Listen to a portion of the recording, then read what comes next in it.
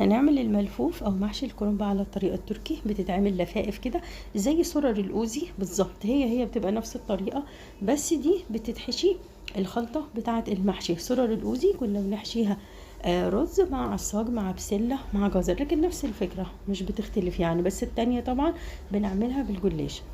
هنيجي هنا انا عملت المحشي بالطريقه التركي، بس هي بتستوي في الفرن مش على البوتاجاز. بتاخد وقت طويل في الفرن ليه؟ بتطول كمان شويه علشان الرز كتير، كميه الرز كتير. هما في القنوات التركية انا شفت الطريقه بيعملوا البوله كبيره، بيجيبوا طبق الازاز البوله الكبيره دي اللي انا بعمل فيه الاوزي، وبيحطوا فيها كميه الرز بتبقى كتير، فمش بتستوي بسرعه، بتاخد في حدود ساعه في الفرن. هي اخدت معايا فعلا من 55 دقيقه ل 60 دقيقه. الصوابع اخدت معايا 40 دقيقه. انا كنت عامله صينيه تاني صغيره من دي، حاطه فيها الصوابع لوحدها، زاد كام صباع حطيتهم في الصينيه دي، حشرتهم كده على جنب. لكن دي 40 ودي من 50 ل 60 دقيقه. بسويها على نار عاليه 230 240، ما تخليهاش اقل من كده، وتتحط في الرف الوسطاني. بس طعمها حلو قوي. اتمنى من المشاهدين الجدد اللي بيشرفوني يشتركوا في القناه وفعلوا الجرس، اختاروا الكل علشان يوصلكوا كل جديد. هنيجي اول حاجه هنا هنسلق الكرنب. هنجيب حله كبيره بننزل فيها بميه، بنحطها على البوتاجاز تغلي، بنضيف ملح وكمون. بنجيب الكرنبه بنقطع الراس بتاعتها، بننزل تحت شويه كده بنقورها شويه بالسكينه، وبنحط الكرنبه بتاعتنا. كل ما بتغلي الميه كل ما الورق بتاع الكرنب بيفك معانا. هنجيب الماسك بتاعنا وهنطلع ورقه ورقه ورقه ورقه. اسهل طريقه للكرنب وما تهدرش معاكي الطريقه دي، سهل جدا وحلو قوي. الطريقه اللي كنا بنعمل بيها القديمه بتهدر معانا كتير بصراحه، لكن دي لا، دي سهله ومش بتطلع كتير ورق انك ترميه، لا كله بتستغليه.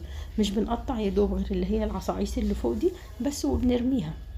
فهنسلقها كلها بنفس الطريقه، تطلع الورقه ناخدها، تطلع الورقه ناخدها بس. وهنشطفها تحت الميه في الحوض في المصفى، وهنسيبها بقى تبرد. بعد ما تبرد نبدا نقطعها. طبعا اللي هيزيد منك بعدين من الورق بتخزنيه في كيس وبتحطيه في الفريزر. تعالوا دلوقتي هنعمل الحشوه. نجيب حله او وok، نحط معلقتين زيت او سمنه وزيت، زبده وزيت براحتكم، بس المحشي معروف بيتعمل بالزيت. هنجيب هنا بصلايه وسط مفرومه، هننزل بيها فوق الزيت، بس هندبلها مش اكتر من كده. في ناس بتعمله ني في ني، بس انا ما بحبش طعمه. الطريقه دي احلى، الطريقه دي التقليديه القديمه بتاعت زمان. بعد ما بنتبل البصل هنا بننزل بعصير طماطم. انا ضفت كوبايتين بس عصير طماطم، انا هعمل بس كوبايتين رز مش اكتر من كده. بعد لما بتسبك الطماطم معايا بضيف لها بقى بعدين ملح، فلفل اسود معلقه صغيره، سكر، وهنضيف الفلفل الاسود نص معلقه كافي قوي، في ناس بتحب تكتره براحتكم. وهنضيف معلقه من بهارات المحشي، حابه تضيفيها كبيره ممسوحه ماشي، صغيره مليانه بعمه ماشي، براحتك زي ما انت حابه. حابه تعمليها في البيت موجوده، بهارات المحشي موجوده على القناه. حابه تشتري بهارات من بره يرجع لك، البهارات فيها كل حاجه تتخيلوها للمحشي. هنضيف كمان بابريكا، معلقه صغيره بابريكا، وهنضيف نعناع مجفف، نعناع نص معلقه، معلقه صغيره حسب ما بتحبوا. كل شخص يعني بيحب الاكل بطريقه معينه، في ناس بتحب تضيف بهارات معينه، في ناس لا، كل واحد حر.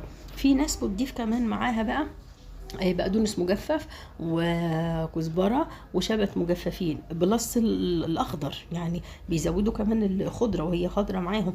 انا مش هضيف المجفف، انا هضيف بس اللي هي الخضره، يعني كتير لما انا اضيف الناشف وبعد كده هضيف الاخضر كتير قوي، فخلينا نضيف الاخضر بس افضل كده. ده النعناع، انا ضفت النعناع خلاص، هياخد غلوه معايا مع الطماطم وهطفي. هظبط بقى الملح بتاعه، شوفوا انتوا الملح عايزينه قد ايه، لان كل واحد برضو بيختلف. لو حابين تضيفوا شطه ضيفوا شطه. في المرحله دي خلاص ضيفوا شطه واطفي البوتاجاز بتاعك. هيبقى عندك بقى كوبايتين رز مصري قصير الحبه مغسول ومتصفي.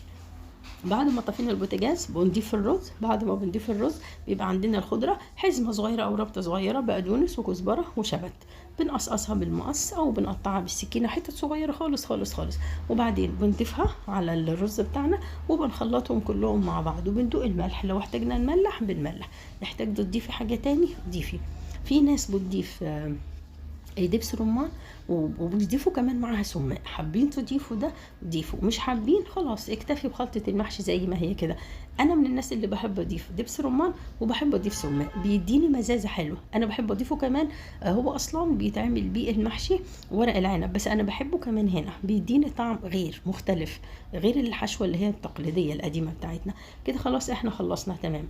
هنيجي ورقة الكرنب بقى هنظبطها في طريقتين، يا اما بتفردي الورقة كده وتقطعيها تقطعي الحته اللي فوق دي 7 كده، العصعوصه دي، وتقطعي الورقه. شوفي انت حابه تقطعيها على قد ايه، يعني هتحشيها هتعمليها صوابع ولا هتعمليها في الفنجان زي ما انا هعمل، براحتك. الحاجات المثلثه دي طبعا بنلفها صوابع عادي جدا، ولكن لو هنعملها بقى في الفنجان زي ما انا هعمل، هتكبري الورقه شويه حسب حجم الفنجان اللي انت هتستعمليه. لو هتستعملي فنجان قهوه، فنجان القهوه طبعا في منه احجام، في صغير في وسط، حسب الفنجان اللي انت عندك واللي انت هتستعمليه. انا هكبر شويه المربع اللي انا هحطه جوه الفنجان. هو عامل زي فنجان الكنافة، بس هي بتبقى حلوة. في طريقة تانية في التقطيع، اللي انا بطبق الورقة على بعضها كده وبشيل برضو العصعوصة اللي فوق دي، وبعدين بقطع الورقة. هي يعني مش هتفرق، نفس القصة. هنقطعها وشوفوا الاحجام اللي انتوا عايزينها. الكرنب اللي يزيد معاكم حطوه في كيس وشيلوه في الفريزر، وقت ما تحتاجي كرنب ما تجيبيش وتسلقي، موجود عندك جاهز، هاتي واشتغلي على طول. هنيجي بقى دلوقتي نحشي. هنجيب صينية مربعة، وهنجيب الفنجان بتاعنا. هاتي اصغر فنجان عندك، احشي الورقة جوه الفنجان، دخليها كده اكبسيها، وبعدين خدي الرز، حطي 3 معالق، ما تحطيش اكتر من كده. خلي الرز يا دوب 3/4 الفنجان، علشان لسه لما يستوي ما يفرقعش الورقة معاكي، يطلع بشكله الجمالي زي ما هو. واعذروني معلش لان الاضاءة ضعيفة عندي المرة دي شوية. كده خلاص. بعد ما انا هطبق الورقه بتاعتي كلها على بعضها كده، هنزلها من الفنجان وهرصها. شكلها كيوت وحلوه، ما تعملوهاش كبيره. يعني هي الشيف لما عملتها كبيره، عملتها في طبق كبير قوي بصراحه، وانا ما اعتقدش الرز كان استوى معاها الحقيقه. لكن دي لا، دي هتاخد الرز معاك مستوي بس لما تخليها ساعه في الفرن. كده خلاص. هنحشي كله بنفس الطريقه دي، بتاخدي بالمعلقه وبتضيفي وبتقفلي. طريقه سهله مش بتاخد وقت معاك، يعني الناس اللي مش عايزه تلف المحشي مثلا، طريقه سهله. ولو ان هو لا، لف المحشي يعني مش صعب، في ناس محترفين فيه بيلفوا على ايديهم، سهل. كده خلاص انا خلصت. في الوقت ده هجهز الشوربه بتاعتي، هغليها علشان تبقى سخنه معايا وتغلي معايا بسرعه وتنجز. هضيف هنا الشوربه قد ايه؟ الشوربه هنا بنضيفها بتغطي المحشي بتاعنا، مش بيبقى عايم، لا بتغطيه بس. انا ما عايرتهاش بصراحه، انا حطيتها كده بالنظر زي ما هي حطيتها، زي ما الشيف حطيتها انا عملت زيها، وغطيت المحشي بس مش اكتر من كده. بعد ما غطيته طبعا حطيت الشوربه تغطيه. الشوربه فيها طبعا البهارات بتاعتها، ضفت لها حبه ملح بسيطه وحبه فلفل اسود وحبه صلصه، معلقه كده صغيره صلصه معاها. هجيب بعدين ورق زبده وهجيب ورق فويل وهحطه عليهم واغطيها كويس قوي واخليها محكمه الاغلاق. هحطها في الرف الوسطاني على درجه حراره زي ما قلت لكم 230 240. اللفائف دي هتاخد معاكم 55 60 دقيقه، خليها 60 كمان افضل. لكن الصوابع رصيها فوق بعض طبقات عادي جدا وغطيها، وبرده الشوربه هتبقى مغطيه الصوابع، هتاخد معاكي 40 ل 45 دقيقه مش اكتر من كده. جربوها هتعجبكم جدا جدا.